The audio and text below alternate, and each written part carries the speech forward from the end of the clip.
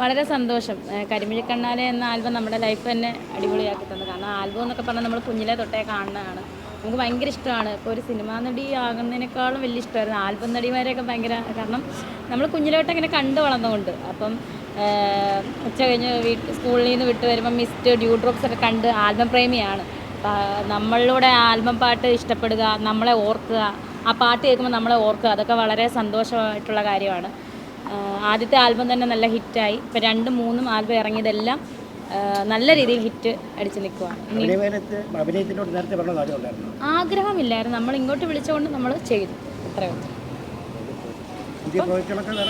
വരുന്നുണ്ട്. ഇന്ന് ഒരെണ്ണം റിലീസാണ്, ഷാപ്പിലെ പ്രണയം എന്നുള്ള ഒരു ആൽബം ഇന്ന് റിലീസാണ്. സത്യം പറഞ്ഞാൽ എന്തൊക്കെയാണ് എന്റെ തലയിൽ തന്നെ ഓർമ്മയില്ല. കണ്ടിട്ടില്ല ഞങ്ങൾ. 4 മണിക്ക് റിലീസ് ആയിട്ടുണ്ട് ആൽബം. കണ്ടില്ല ഞങ്ങൾ. നിങ്ങൾ വേണം കാണണം.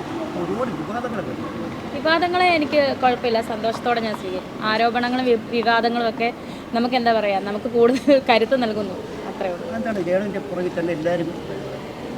ഈ സാധാരണ ആൾക്കാർ പറയുന്നത് ഈ മാങ്ങയുള്ള മാവിലെ കല്ലെറിയത്തോളം തുടങ്ങി എന്തെങ്കിലും കാണുമായിരിക്കും, അതായിരിക്കും എറിയാൻ വരുന്നത്, അത്രയും ഞാൻ ചിന്തിക്കുന്നു. അല്ലെങ്കിൽ പിന്നെ വെറുതെ ഒരു പ്രയോജനം ഇല്ലാത്ത ഒരാൾക്ക് എറിഞ്ഞിട്ട് എന്താ കാണിക്കുക അവർക്ക്?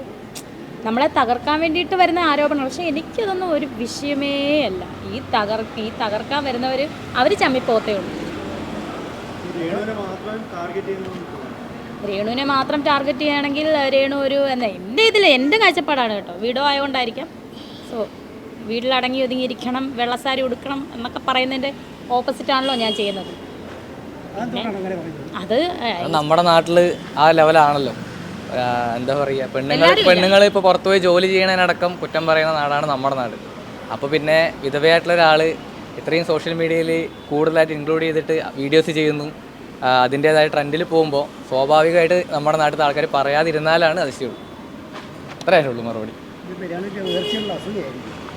എനിക്കറിയില്ല.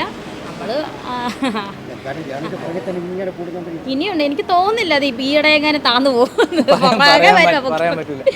അറിയില്ല എന്താ സംഭവം അറിയത്തില്ല. എന്തായാലും ഒരു സൈഡ് നോക്കിയാൽ ഗുണം തന്നെയാണ്.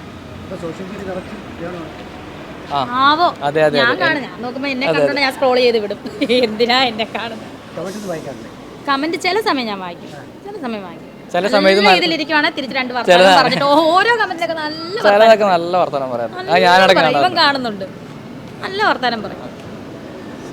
കാരണം ചീത്തയൊന്നുമല്ല, അല്ലാത്ത നല്ല വർത്തമാനം പറയും. എന്തോ അത് വരുന്നുണ്ട്. 3 കഴിഞ്ഞു. അത് ഇന്റർവ്യൂ അതിന് വരുന്നുള്ളൂ, എൻ്റെ ഔട്ട് വരുന്നുള്ളൂ. 3 ഇന്റർവ്യൂ കഴിഞ്ഞായിരുന്നു. പിന്നെ ശരി, ഞാൻ പോട്ടെ.